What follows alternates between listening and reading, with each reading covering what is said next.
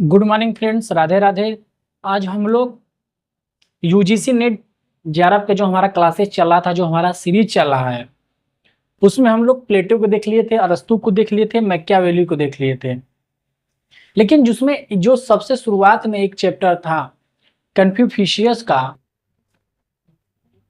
Confucius का, इसको हम लोगों ने छोड़ दिया था। इससे रिलेटेड ज्यादा क्वेश्चन आता नहीं है, चूंकि यह सिलेबस में है तो इसको पढ़ना जरूरी है। तो थोड़ा सा आज हम इनके बारे में देखेंगे और आप अगर अच्छे से सुन लेते हैं तो आपका कवर हो जाएगा और अब समझ में आपको आ जाएगा। यह जो कन्फ्यूशियस थे, इनका जन्म 550 ईसा पूर्व में हुआ था और इनकी मृत्यु की बात करें तो 480 ईसा पूर्व। कुछ आपके मन में, आपके दिमाग में डाउट हो रहा होगा। वह डाउट यह हो रहा होगा कि आप, हो सकता है आप में से जो वीडियो देख रहे हैं, क्लासेस देख रहे हैं, वो किसी बुक में पढ़े होंगे तो इसमें आपको मिला होगा कि यहाँ पे आपको 51 मिला होगा। तो चूंकि ईसा पूर्व की बात है तो एग्जैक्ट कोई कैलेंडर है नहीं, तो इसलिए इसमें 1 वर्ष 2 वर्ष आगे पीछे होता है, इसीलिए इससे रिलेटेड कोई क्वेश्चन पूछा नहीं जाता है। लेकिन अगर आप नोट्स लिखते हैं या एक आपको जानकारी के लिए बताया जा रहा है, तो आप अगर इसको भी लिखते हैं तो यह भी आपका सही है और इसको भी लिखते हैं तो यह भी सही है, यानी यह गलत नहीं माना जाएगा। इसका सिंपल से हमने आपको बताया था कि अगर जब भी इस तरीके से आपको चीजें मिले जो ईसा पूर्व की पहले की बात कर रहा हो, तो उसमें आप बस एक काम कर दीजिए, लगभग लगा दीजिए। क्या कर दीजिए भैया? लगभग। जब आप लगभग लगा के बोलते हो कि लगभग 550 ईसा पूर्व या 551 ईसा पूर्व, तो वह क्वेश्चन डाउट जो है चीजें, वह आपका 100% ओके हो गया। ठीक है, तो इनका जन्म कब हुआ था? 550 ईसा पूर्व में हुआ था और मृत्यु कब हुआ था? 480 ईसा पूर्व में हुआ था।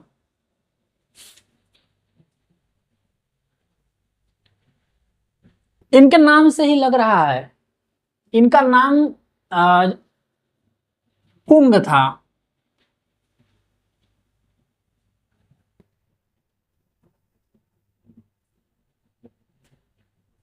अब कुंग नाम से आपको क्या समझ में आ रहा है कि यह कहाँ के थे? यह एक चीन के थे।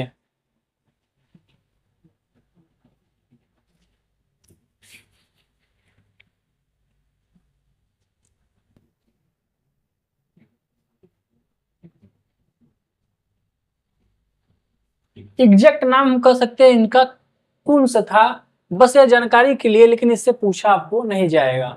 जैसे इसका प्लेटो का नाम था अरिस्टोक्लिस था, उनके पिता का नाम अरिस्टोटोन था। तो लेकिन अगर कोई आपसे कहेगा कि अरिस्टोक्लिस के बारे में बताइए, तो पूछेगा ही नहीं, तो इस नाम से पूछेगा ही नहीं। कुश था कि कुंग था, इसलिए इसमें डाउटेड है। एग्जैक्ट कुंस है, लेकिन कोई कोई कुंग कहता है, चूंकि चाइना वर्ड है इसलिए। तो इसको हमको बस एक नॉर्मली जानकारी के लिए है, ठीक है, तो इस पे में ज्यादा ध्यान नहीं देना है। चीन में एक लू नाम से एक स्थान था, प्लेस था लू। इस लू वाले स्थान पर इनका जन्म हुआ था।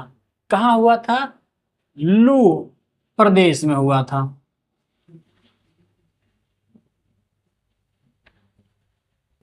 यह जो लू प्रदेश है वर्तमान में शांतुंग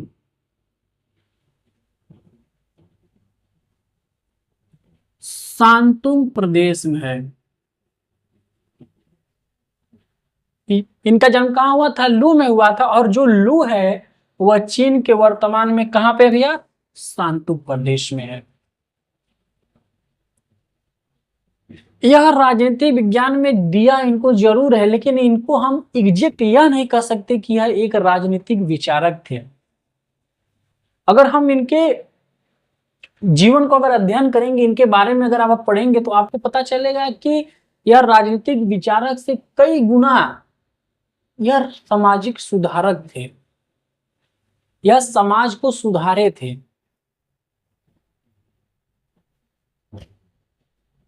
तो इनको हम समाज सुधारक भी कह सकते हैं। जब इनका जब जन्म हुआ था तो वह काल जो था, वह चीन की स्थिति क्या थी? जो चीन था यह कई भाग में, यानी छोटे छोटे टुकड़ों में विभाजित था। और उस समय झोऊ वंश का शासन चल रहा था। केंद्र में कौन था? झोऊ वंश का शासन चल रहा था। और जो ये झोऊ वंश का शासक था, यह छोटे छोटे जो यह विभक्त थे चीन, जो यह लोग छोटे छोटे राज्य जो थे, इन सामंत राज्यों के द्वारा क्या करता था? शासक करता था। यह क्या थे? सामंत राज्य थे।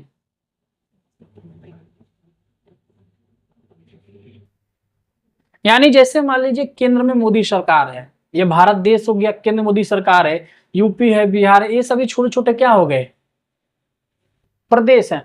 तो केंद्र में जो सत्ता थी, जो चीन में जो सत्ता थी, वो झोऊ की थी। और यह जो छोटे छोटे जो चीन विभाजित हुआ था राज्यों में, उस वहां के जो सामंत राज्यों के द्वारा यह क्या कर रहा था? शासन करता था। यानी डायरेक्ट उसका मतलब कह सकते हैं कि शासक नहीं था, इनके द्वारा शासक करता था।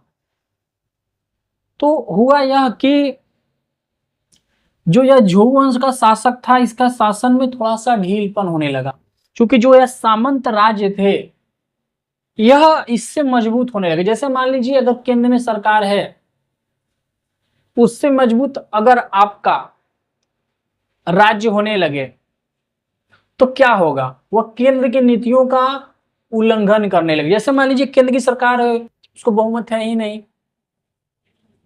तो अब तो स्थिति कुछ सही है। लेकिन पहले क्या थी? कोई अपने मन से राज्य कोई डरता ही नहीं था, कोई मतलब बाउंडेशन ही नहीं था।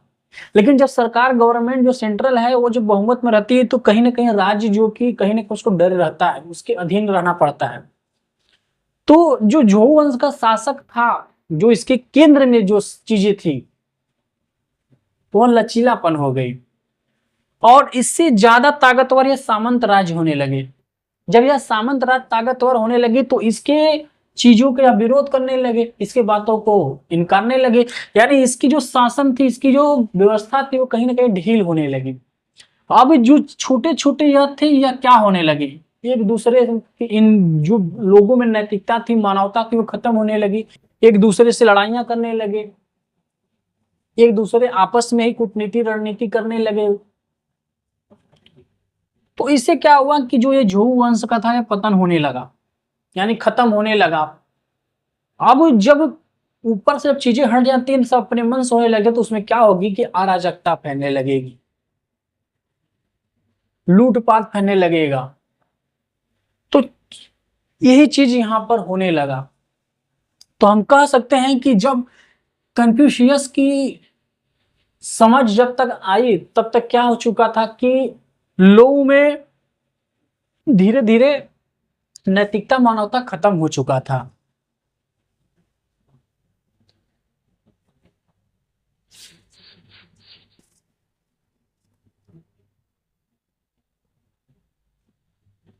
तिरपन वर्ष की आयु में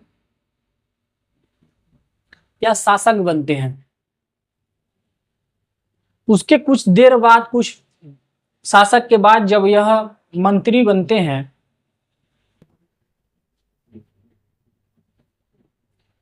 जब यह मंत्री बनते हैं तो इन्होंने बहुत बड़ा बदलाव लाया। इन्होंने जो दंड व्यवस्था थी, यानी कोई अपराध किया है तो उन दंड व्यवस्था पे इन्होंने सजा को रोक लगाई। और ये नैतिकता पे जोर देने लगे, व्यक्ति में नैतिकता का विकास हो। व्यक्ति के अंदर जो नैतिकता खत्म हो चुकी थी, वह नैतिकता को यह बढ़ाना चाहते थे।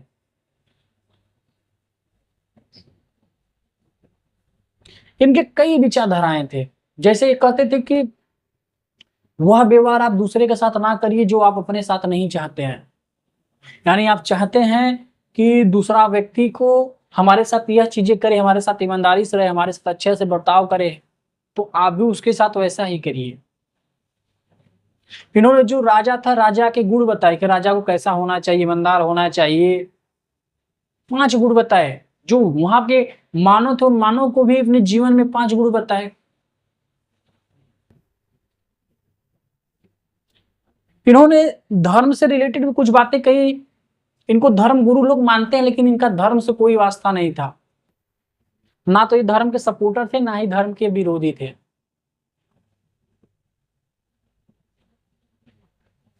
क्योंकि इतनी सदाचार की बातें करते हैं, तो सदाचार की बातें अधिकांश धर्म गुरु लोग करते हैं, तो इसलिए लोग इनको धर्म गुरु अपना मानने लगे। लेकिन अगर हम कहें तो यह एक शिक्षक भी थे, एक राजनीतिक भी थे, और एक धर्म गुरु भी हम मान सकते हैं, एक सामाजिक सुधारक भी थे।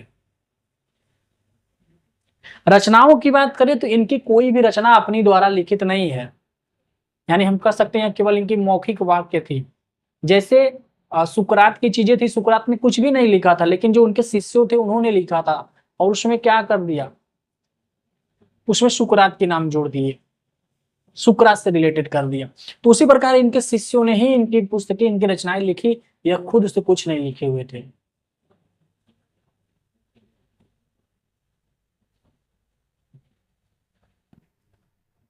इन सभी चीजों को हम देख लेते हैं, ज्यादा नहीं लगेगा आपका। जो नोट्स लिखवा दे उस नोट्स को आप नोट कर लीजिए, आपको एग्जैक्ट सब कुछ समझ में आ जाएगा। पॉइंट बाय पॉइंट जो नोट होगा वो चीजों को नोट कर लीजिए, बस हो जाएगा आपका।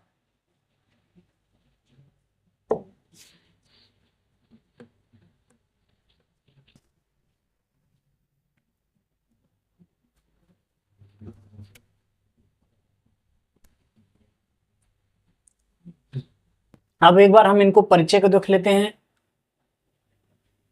तो इनके जन्म की अगर हम बात करें तो भी आपको मैंने बताया कि 550 ईसा पूर्व में। अगर आप नीट जेआरएफ के लिए लिखिएगा तो उसमें तो एमसीक्यू रहेगा, तो आप टिक मार दीजिएगा। अगर 550 दिया रहेगा ऑप्शन में तो 550 पे आपको क्लिक करना है। अगर 51 दिया है, 50 नहीं दिया है, तो आप 51 क्लिक कर दीजिएगा, ठीक है। अब किसी का भी अगर आप जन्म याद किए हैं, जन्म मृत्यु, अगर वह चीज नहीं दिया है, उससे एक ज्यादा या कम दिया है, तो आप उस पर क्लिक करिएगा हमेशा, ठीक है। उसके बाद मृत्यु 480 ईसा पूर्व, मैंने बताया आपको। निवास प्राचीन लू, जो कि चाइना में वर्तमान में शांतुक है, शांतुक प्रदेश, वहां पे हुआ था।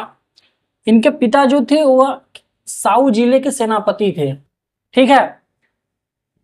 पिताजी के इनके नाम क्या था, सुलियागी, ठीक। इनसे देखिए क्वेश्चन पूछेगा नहीं, बस एक जानकारी के लिए आप बस याद कर लीजिए। क्योंकि आप एक पॉलिटिकल साइंस के स्टूडेंट है, तो पॉलिटिकल थिंकर के बारे में जानना जरूरी है। योगदान की अगर हम बात करें, अगर कोई क्वेश्चन आए या फिर कोई पूछे कि बताइए कन्फ्यूशियस की योगदान क्या थी, उन्होंने क्या योगदान दिया था बताइए हमें, तो आप कह सकते हैं कि ये समाज में जो थी स्थिरता लाए थे, ठीक है।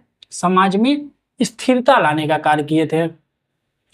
जो कन्फ्यूशियस थे, इनका राजनीतिक और धार्मिक जीवन कैसा था, या राजनीतिक और धार्मिक पे क्या इनके विचारधाराएं थी, उनको हम समझते हैं। तो जो कन्फ्यूशियस थे, यह 33 वर्ष की आयु में चीन के एक प्रांत था वहां का शासक बनते हैं। प्रांत का मतलब होता है कि चीन का एक प्रदेश। जैसे आप उत्तर प्रदेश के मुख्यमंत्री हैं, तो उत्तर प्रदेश भारत के, पूरे भारत पे आपका हुकूमत, पूरे भारत के आप शासक नहीं है, भारत के एक खंड के आप क्या हैं, शासक हैं। तो चीन के एक प्रांत का शासक बने, ठीक है। कब, 53 वर्ष की आयु में बने थे। उसके बाद जब 53 वर्ष की आयु के बाद में शासक बने, फिर उसके बाद या क्या बनते हैं, मंत्री पद पे नियुक्त होते हैं। मंत्री पद, इसमें आपको थोड़ा सा कंफ्यूजन हुआ कि यार पहले शासक बने फिर मंत्री बने, मतलब, तो ये जो शासक बने तो वह प्रांत के थे, यानी चीन के एक भाग के, एक राज्य के क्या थे, शासक बनते। लेकिन जब वो मंत्री बनते हैं तो वह ऊंचे स्तर पे मंत्री बनते हैं। जैसे अभी मध्य प्रदेश के शिवराज सिंह थे, शिवराज सिंह चौहान क्या थे, पहले मुख्यमंत्री थे, लेकिन अब क्या है, मंत्री हैं। मतलब मुख्यमंत्री से भी ऊपर चले गए, किस कहां पे चले गए, उस सेंट्रल पे चले गए। तो उसी प्रकार जब ये मंत्री पद नियुक्त होते हैं, जब मंत्री यह बनते हैं, तो इन्होंने अपने शिष्यों और भी चीजों से जो चीजें थी उन्होंने क्या किस चीज पे बल दिया हुआ था कि सत्य, प्रेम और न्याय का संदेश दिया। यह कहते थे कि हर व्यक्ति के अंदर सत्य होना चाहिए, प्रेम होना चाहिए और न्याय होना चाहिए। इन तीनों चीज की आपके अंदर उत्सुकता होनी चाहिए। आप दूसरे के साथ भी वही करिए और आप भी उम्मीद करिए कि हमारे साथ भी यही हो। ठीक है। उसके बाद अगर हम कहें तो कि यह किस चीज पर अधिक बल दिए थे, तो यह नैतिकता और सदाचार पर अधिक बल दिए थे कि व्यक्ति के अंदर नैतिकता, सदाचार जो है सबसे अधिक आना चाहिए। यानी हम जैसे हम कहते हैं कि कोई भी सब शासक आता है तो वह जीवन में कुछ करना चाहता है, कोई किसी चीज पे बल देता है। जैसे कोई है तो कोई डिजिटल चीज पे भी बल दे देगा कि डिजिटली दुनिया बन जाए। कोई आएगा एजुकेशन पे बल देता है कि हमारा बेहतर एजुकेशन। जैसे आप मान लीजिए केजरीवाल जी आए तो उन्होंने क्या किया, वो जब आए तो एजुकेशन पे उन्होंने बल दिया। मोदी जी आए क्या किए, मतलब मोदी जी की जब गवर्नमेंट आई प्रदेश में तो उन्होंने क्या किया, डिजिटल पे जोर दिए। तो उसी प्रकार जब यह कन्फ्यूशियस जब आते हैं चीन में, जब इनकी सत्ता आती है जब, तो इन्होंने नैतिकता पर अधिक बल दिया, नैतिकता के विकास की बातें की, नैतिकता के बारे में लोगों को जागरूक किए। ठीक है। तो हम कह सकते हैं कि इनकी जो प्रमुख विचारधारा थी वह क्या थी, तो नैतिकता थी। ठीक है। प्रमुख विचारधारा क्या थी इनकी, नैतिकता थी। इन्होंने किस पे बल दिया था, तो इन्होंने नैतिकता पे बल दिया था। मान लीजिए आपसे क्वेश्चन आ गया कि जो कन्फ्यूशियस थे उन्होंने निम्न में से किस पे अधिक बल दिया था, तो सदाचार यानी नैतिकता ही है। अगर सदाचार दिया है तो आप इस तरीके से इसको समझिए। ठीक है। कुछ और बातें हैं इन्होंने नैतिकता में, इन्होंने एक चीज बोला था, इनका एक स्टेटमेंट था कि आप दूसरे से जो उम्मीद करते हैं, जिन व्यवहार का आप दूसरे से उम्मीद करते हैं उसी व्यवहार आप उसको भी कर दीजिए, उसके साथ भी करिए।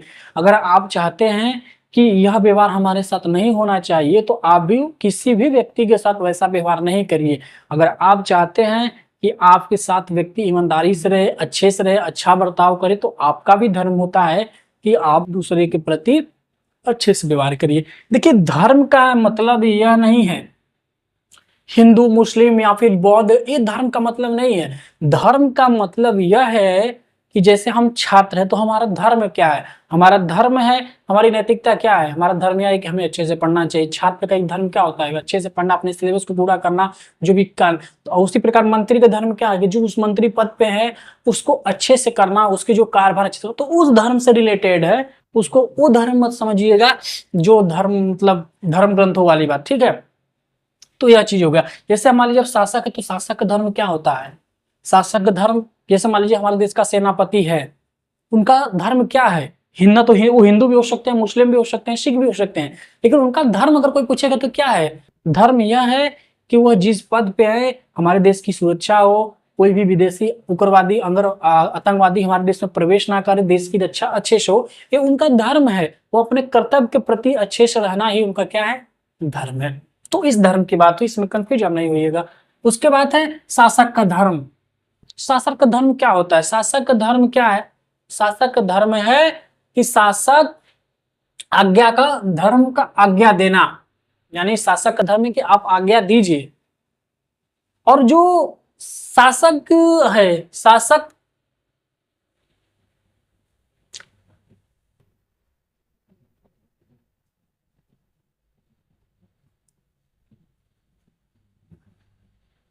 और जो शासक के अधीन है उसका कार्य क्या है, उसका धर्म क्या है, उसका धर्म है कि उस आज्ञा का पालन करना। इसी चीज को यह परिवार में भी लागू करते हैं कि जैसे जो पिता है, पति है, बड़ा भाई है, इनका धर्म है आज्ञा देना, और जो पत्नी है, छोटा भाई है, पुत्र है, इनका कर्तव्य है, इनका धर्म है कि उस आज्ञा का पालन करना। तो यह इनके क्या था, धार्मिक और राजनीतिक में, समाज में जो इनके विचार थे वह थे। ठीक है।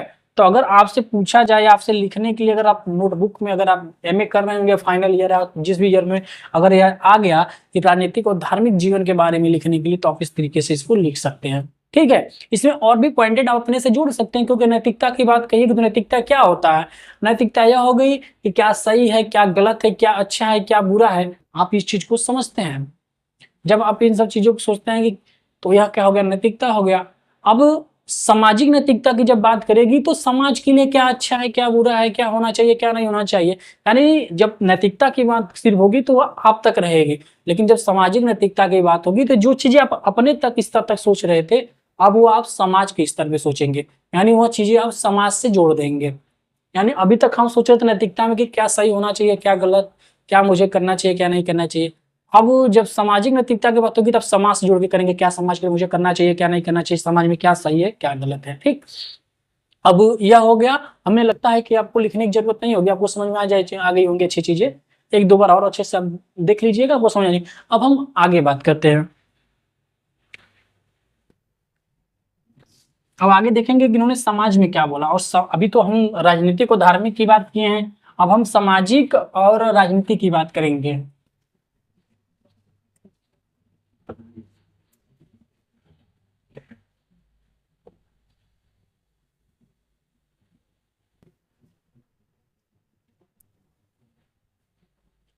आइए अब देखते हैं कि कन्फ्यूशियस का सामाजिक और राजनीतिक विचार क्या थे। यानी कन्फ्यूशियस के समाज के लिए क्या विचार थे, उन्होंने समाज पे अपने क्या स्टेटमेंट दिए थे, उनके समाज के लिए क्या कथन थे।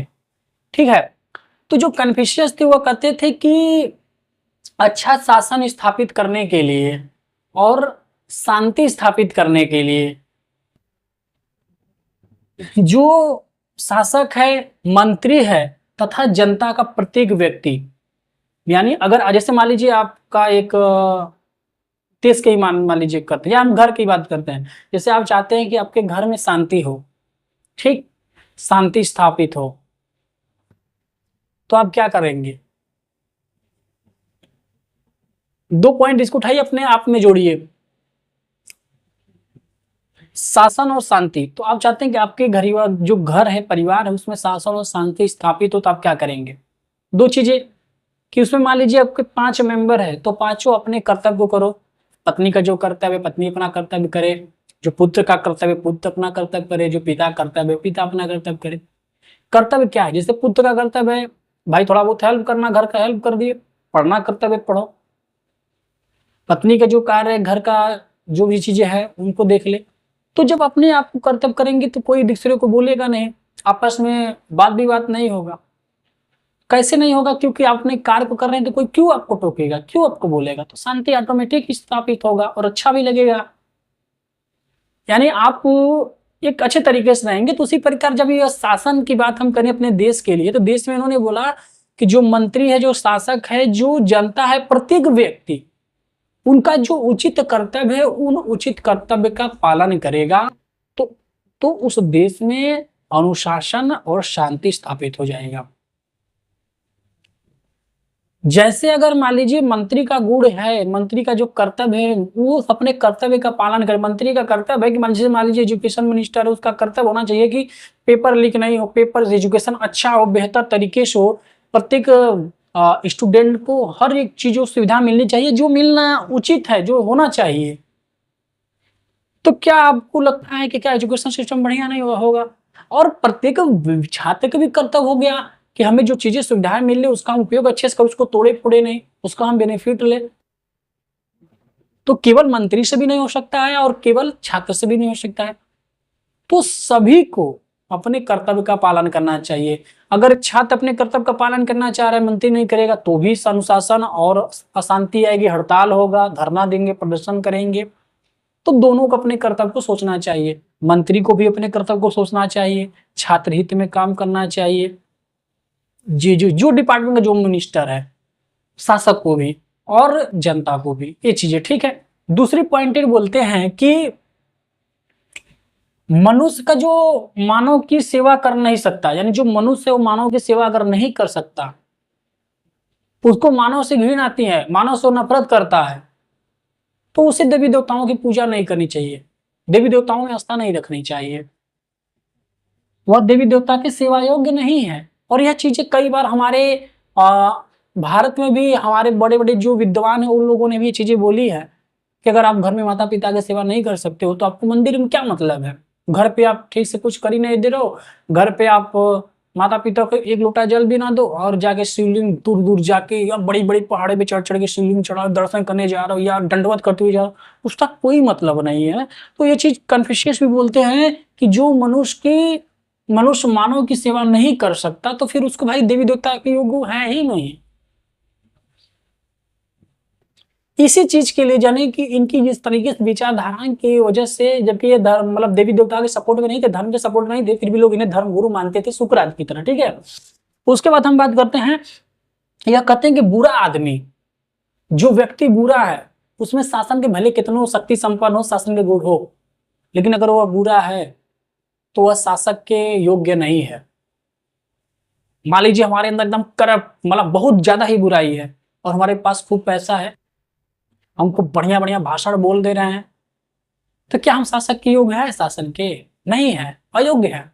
अगर हमारे अंदर बुराई है तो हम शासन में आएंगे तो पहले ही देश को तबाह कर देंगे, क्योंकि हमारे अंदर हम बुरा आदमी, हमारे अंदर भले ही राजनीति वाले गुण आ जाए कि आपको हम धर्म में जाति में बांट दे, आपको लड़ा दे, राजनीतिक जो चीज चाहिए वो चीज हमारे अंदर हो, लेकिन हमारे अंदर एक चीज है, हमारे अंदर बुराई है।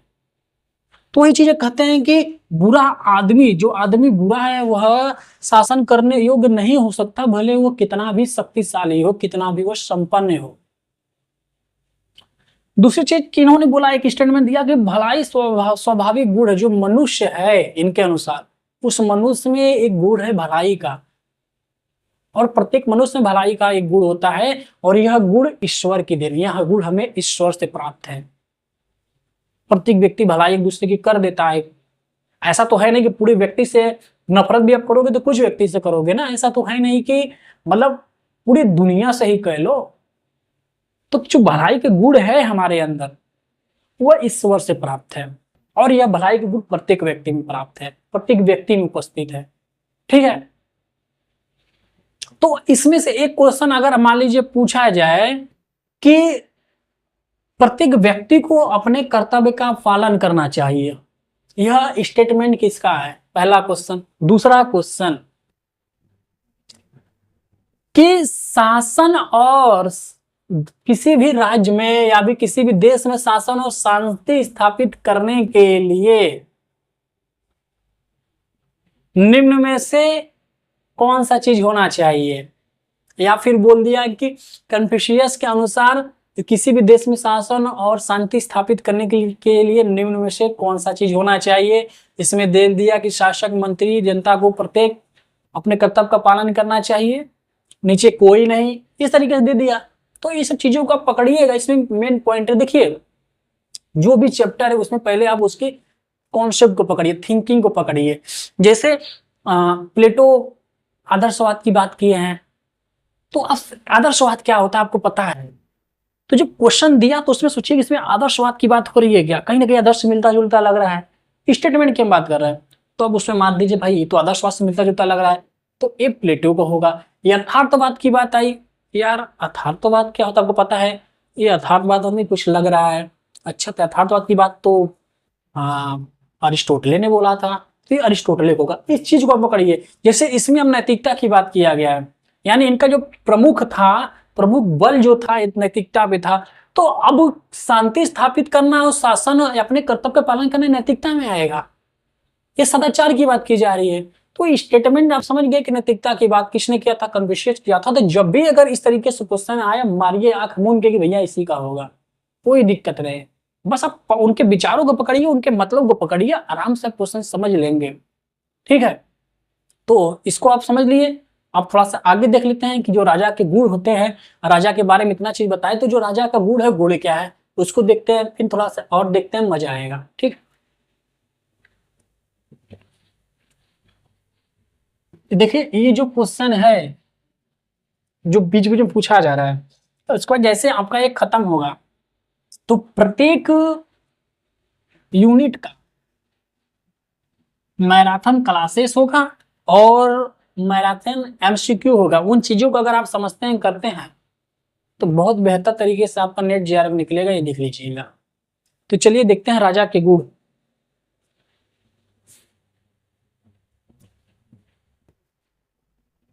आइए अब देखते हैं राजा के गुण को कि राजा में क्या गुण होना चाहिए। तो इन्होंने अभी तो सबके लिए बताई थी, अब एक राजा के लिए गुण बताते हैं कि राजा को हमेशा सत्य बोलना चाहिए, राजा को झूठ नहीं बोलना चाहिए।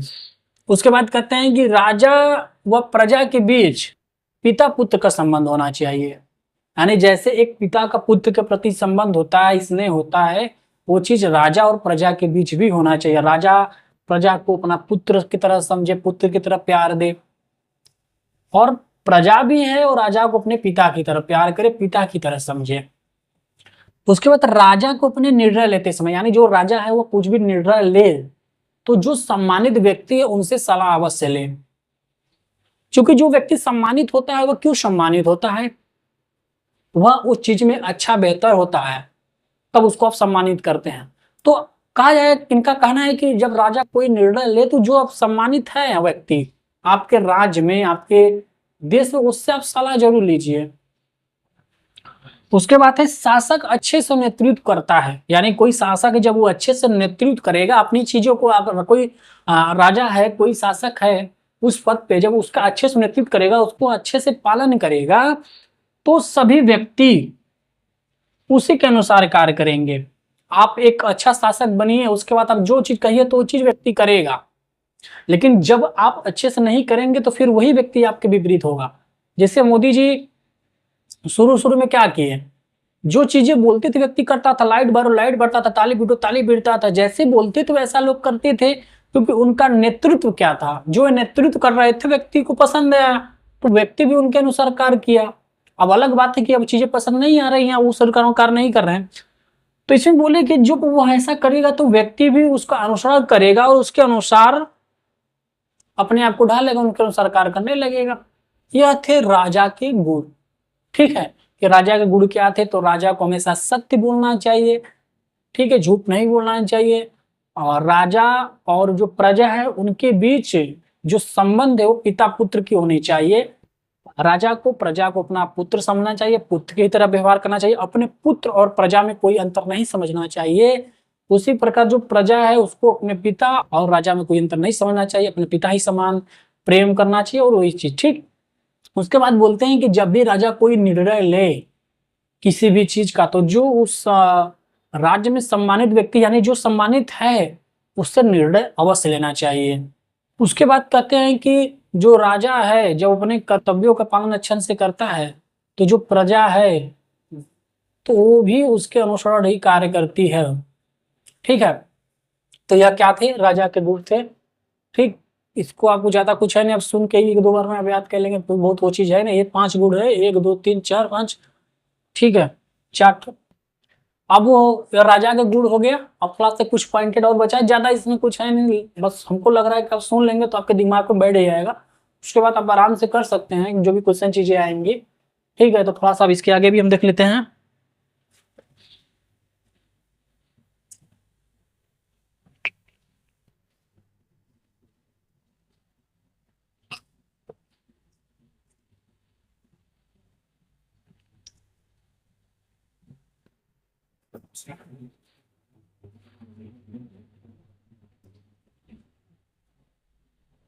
आइए अब देखते हैं मानव स्वभाव का, मानव स्वभाव से संबंधित विचार, यानी इनका जो मानव के प्रति, मानव स्वभाव के प्रति जो विचार था, उन विचारों को हम देखते हैं कि इनका क्या विचार था मानव के स्वभाव के प्रति। यह कहते हैं कि जो मानव है, जो व्यक्ति है, वह सामाजिक और नैतिक प्राणी है। क्या है, सामाजिक और नैतिक प्राणी है। तो अब स्वाभाविक है कि जब वो सामाजिक और नैतिक प्राणी है तो इसमें इन दोनों चीजों को सिखाया जा सकता है, उसे सामाजिक बनाया जा सकता है और उसमें नैतिक जो गुण है उसको सिखाया जा सकता है। देखिए, इसमें ध्यान दीजिएगा कि जब स्टेटमेंट से रिलेटेड, कथन से रिलेटेड अगर क्वेश्चन पूछे आपको कि मनुष्य एक राजनीतिक प्राणी है, यह कथन किसका है, तो आप हमेशा ध्यान दीजिएगा कि यह कथन जो है अरिस्टोटले का है कि मनुष्य क्या है, एक राजनीतिक प्राणी है। लेकिन अगर यह बोले कि मनुष्य, मानव एक सामाजिक और नैतिक प्राणी है, तब कन्फ्यूशियस पे आप क्लिक करिएगा। इस चीज को आप ध्यान दीजिएगा, इस पे आप डाउट अपना क्लियर कर लीजिएगा कि केवल राजनीतिक प्राणी की बात करेगा तब अरिस्टोटले रहेंगे, और जब नैतिक प्राणी, सामाजिक प्राणी की बात करेगा तब आप कन्फ्यूशियस पे कहेंगे। ठीक है, अब इन्होंने बोला कि नैतिक और नैतिक है प्राणी, वह उस पर नैतिकता सिखाया जा सकता है। ठीक। अब दूसरा स्टेटमेंट इनका है कि हर व्यक्ति को नैतिक होना चाहिए। नैतिक जीवन जीने के लिए व्यक्ति में 5 चीजें जरूरी होना चाहिए। जैसे आप कैसे पता करेंगे कि भाई हम नैतिक हैं कि नहीं है? नैतिक कुछ लक्षण होने चाहिए। और नैतिक जिसे हम मान लीजिए नैतिक हमारे अंदर नहीं, हमारे अंदर सदाचार नहीं है, तो हम कहेंगे ना कि भाई हमें सदाचार सीखना है, क्योंकि उन्होंने बोला कि व्यक्ति एक नैतिक प्राणी, तो उसे नैतिकता सिखाया जा सकता है। तो अब नैतिकता हमें सीखना है मान लीजिए, तो हम कैसे सीखेंगे? तो उन्होंने 5 चीजें के लिए बोला कि नैतिकता को जीवन में उतारने के लिए व्यक्ति को 5 चीजें बहुत जरूरी हैं। पहला इन्होंने बोला कि मन में दूसरे के प्रति हित होनी चाहिए। यानी ये नहीं कि आप नैतिकता सीख रहे हो दूसरे के आप अहित के बारे में बात करो, तो आप हमेशा दूसरे के हित के बारे में सोचो। ठीक है। दूसरी चीज इन्होंने बोला कि व्यक्ति का न्यायप्रिय होना, यानी आपको न्याय से प्रेम होना चाहिए, आप न्याय के प्रति ईमानदार और न्याय से आपको लगाव होना चाहिए। अब मान लीजिए आप तो नैतिक प्राणी आपको बनना है, आपके अंदर नैतिकता वाला गुण नहीं है।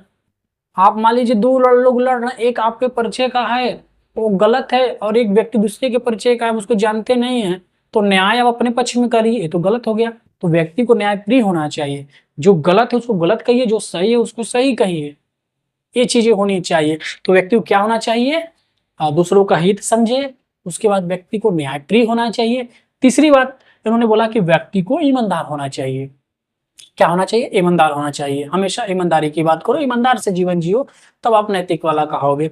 उसके बाद चौथी इन्होंने बोला कि सही परंपराओं का पालन करना। यानी अगर 2 परंपराएं हैं, एक सही नहीं है एक सही है, तो सही परंपराओं का भैया पालन करो। जैसे 2 परंपरा है, एक परंपरा मान लीजिए,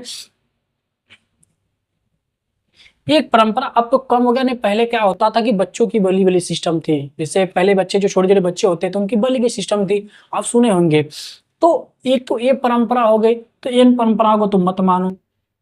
इन परंपरा में आप यह भी कह सकते हैं बकरे की बलि या कोई और भी ऐसी परंपरा जो समाज के लिए अहित हो, समाज के लिए सही नहीं हो, उन परंपराओं को मत मारो। लेकिन दूसरी परंपरा जो तुम्हारे नैतिक गुण से मिल रहा है, जो नैतिक गुण के लिए जरूरी है, उसको भैया मानो। जैसे हो गया कि शादी से पहले विवाह, मतलब सॉरी, जैसे ये सब है अभी फिलहाल चल रहा है, आपको क्या उसको बोलते हैं, इन रिलेशनशिप, तो वो हमारी परंपरा नहीं है, उससे अनैतिकता, वह नैतिकता का गुण ही नहीं है, वह अनैतिकता का गुण है। नैतिकता का गुण यह है कि जो बनाया गया है परंपरा कि शादी के बाद ही अपने जीवन में अपने जो भी हैं उनके प्रति लॉयल रहो, उनके प्रति चीजें, तो वो चीजें के अनुसार पालन करो, शादी से पहले ऐसे कुछ चीजें नहीं करो। तो यह चीज क्या है? यह नैतिकता गुण है। यानी जैसे कहा जाता है ना व्यक्ति बहुत सदाचारी है यार, कि मतलब दृष्टि की सही है, एक कैरेक्टर है, मतलब अच्छा होनी चाहिए। तो वही चीज है कि वो सही परंपरा, जो परंपरा सही उसको पालन करो। अगर हमारी परंपरा जो सही है कि भाई शादी के बाद ही हमें ये चीजें करनी चाहिए, तो शादी के बाद करो। ठीक। उसके बाद ज्ञान की तलाश करना, ज्ञान की तलाश करो। क्या मतलब इससे कोई चीज है तो उस पर ज्ञान दर्शो, क्या यार इसमें क्या हो सकता है, उसमें ज्ञान खोजो, तलाश करो उस चीज को। तो इन 5 चीजें जब आपके अंदर आ गई, तभी आप क्या है, एक नैतिक प्राणी हैं, आपके अंदर एक सदाचार है, सदाचार व्यक्ति आप कहाओगे। अगर ये चीजें नहीं है तो आप सदाचार व्यक्ति हो ही नहीं, यह चीज आप याद करिए। तो आपको अगर परखना है कि आप सदाचार हैं या नहीं है, आप नैतिक प्राणी हैं या नहीं, तो इसमें से देख लीजिए आपके अंदर कितने गुण हैं, इसमें कितने गुण मिल रही हैं आपके अंदर। ठीक है। तो यह क्या हो गया? मानव स्वभाव संबंधित विचार। तो मानव स्वभाव संबंधी विचार क्या क्या है? पहला है दूसरों के हित के बारे में सोचिए, ईमानदार रहिए, न्याय का प्रिय होना, आपके न्याय जो है न्याय के प्रिय, हमेशा न्याय के मतलब रहना चाहिए, चाहे जो भी व्यक्ति हो, लेकिन हमेशा न्याय के पक्ष में रहिए कि हाँ न्याय हमें प्रिय, हमें न्याय उसी को चाहिए जो भाई न्याय से रिलेटेड हो, जो चीज सही हो। ज्ञान खोजना, ये सब क्या है? न्याय के हैं। और सही परंपराओं को मानना, जो परंपराएं सही हैं उसको फॉलो करते रहिए, क्या दिक्कत है? ठीक है। अब इसमें एक चीज आप समझ सकते हो, जैसे अभी परंपराओं को तोड़े हो, परंपराएं टूटी क्योंकि आचरण से संबंधित थी, सदाचार से संबंधित थी, हमारे नैतिक गुण से संबंधित थी, यह हम कई पीढ़ियों से पालन करते हुए आ रहे थे। अब यहाँ पे टूटा क्या? जैसे आप इन रिलेशनशिप में आए, सिस्टम वाले में मतलब रिलेशनशिप वाले सिस्टम में पहुंचे हैं, शादी से पहले रिलेशनशिप जो सिस्टम चले उसमें पहुंचे, तो क्या हुआ? आप अनैतिकता प्राणी बने। एक चीज इसको अनफॉलो आप किए तो अनैतिकता प्राणी बने। कैसे बने? आप दूसरे के प्रति हित की भावना नहीं सोचे। आप किसी व्यक्ति को टपका दे रहे हो तो हित कहाँ, व्यक्ति का थोड़ी समझे। आप मैरिज हो फिर भी चल रहा है तो क्या हित अहित की बात है। दूसरी चीज, न्याय प्रिय नहीं होना। आप जिससे आपका विवाह हुआ है उसको आप न्याय नहीं समझ, उसको न्याय कहाँ से दिया? रिलेशनशिप में तो न्याय कर रहे हो, मान लो से आपका विवाह नहीं हुआ तो ये अन्याय है। ईमानदार होना, अब ईमानदार रह ही नहीं सकते हो। ज्ञान की ताकत, ज्ञान है ही नहीं आपके अंदर कि क्या सही होना चाहिए क्या गलत चाहिए। तो देखिए, आप एक चीज को अगर आप अनफॉलो किए नैतिकता गुण में से, तो आपके सभी के सभी गुण क्या हो गए? खत्म हो गए। तो यही चीज है कि जो चीजें हैं इसको ध्यान में रखना चाहिए। नैतिक गुण में क्या है, यही कारण है कि चीन को अगर देखा जाए तो बहुत ही सभ्य है। सभ्य का मतलब यह है कि वहाँ का अनुशासन बहुत ही टाइट है, अच्छी, क्योंकि कहीं ना कहीं इन सब चीजों को सब फॉलो करते हैं, कहीं ना कहीं इन सब चीजों को बहुत क्लियरली से ध्यान देते हैं। चीन में डाइवोर्स वोर्स की कोई केस है क्या? देखिए ना मात्रा की होगी। तो यही सब है बातें, क्योंकि समझना है इन सब चीजों को। ठीक है, अब थोड़ा सा 2-3 पॉइंट और उन पॉइंट को हम लोग देख लेते हैं, फिर हमारा ये क्या हो जाएगा, खत्म हो जाएगा। फिर उसके बाद हम क्या करेंगे, क्वेश्चन एमसीक्यू करेंगे, क्योंकि एमसीक्यू बहुत जरूरी है।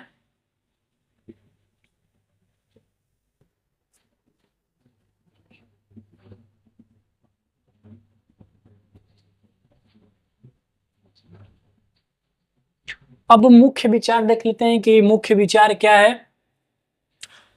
तो रेन ई ली का पालन करना चाहिए।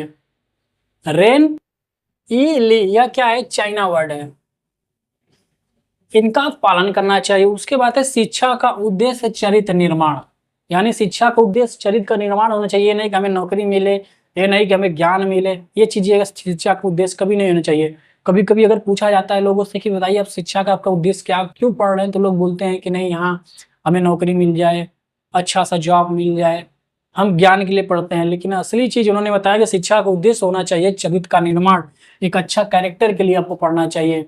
ठीक है। उसके बाद इन्होंने बोला कि जो परिवार है, इनके अनुसार जो हमारे अंदर नैतिकता है, नैतिकता की पहली पाठशाला हम कह सके तो वह क्या है, इनके अनुसार परिवार है। परिवार ही नैतिकता की पहली पाठशाला। जैसे अगर कहा जाता है, अगर हम अपने भारत की बात करें तो लोग बोलते हैं कि जो संस्कार है वह परिवार से मिलता है। कोई भी बात होती है तो हम कहते हैं इसके परिवार के ही संस्कार, इसने परिवार से ही संस्कार सीखा है। तो वही ये बात कह रहे हैं कि जो नैतिकता की पहली पाठशाला है, जो नैतिकता है वह कहाँ से स्टार्ट होता है, कहाँ से मिलता है, परिवार से मिलता है। ठीक है। रेन इली क्या है कि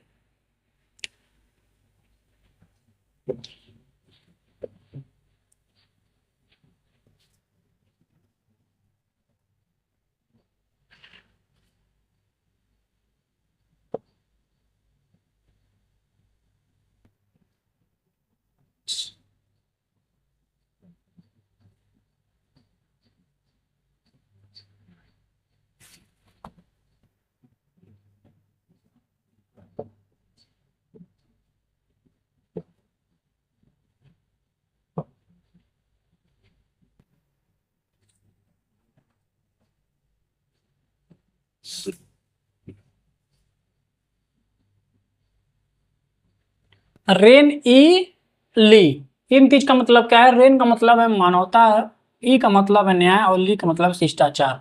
इन तीनों को आपको पालन करना चाहिए। इन तीनों को पालन करने के लिए बात करते हैं कि आपको मानवता का पालन करना है, न्याय का पालन करना है और शिष्टाचार का पालन करना है। ठीक है।